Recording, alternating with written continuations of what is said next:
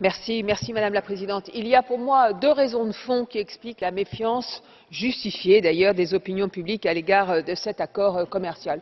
La première d'entre elles, ce n'est pas seulement la transparence, c'est qu'au fond les peuples, les opinions publiques n'ont pas été associés au débat, ne savent pas ce qui se passe. Et moi je regrette que les chefs d'État et de gouvernement aient donné mandat à la Commission de négocier sans préalablement avoir eu des débats dans chacun de leurs États membres, et je souhaite que les parlements nationaux aient au final leur accord ou non à donner à cet accord. Ça, c'est très important.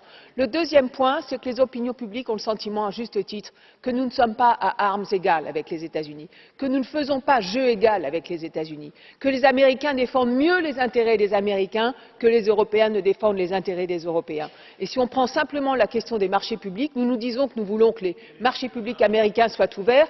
Les marchés publics américains, ils sont ouverts et réservés aux petites et moyennes entreprises américaines. Les Américains ont raison de le faire, les Européens devraient le faire.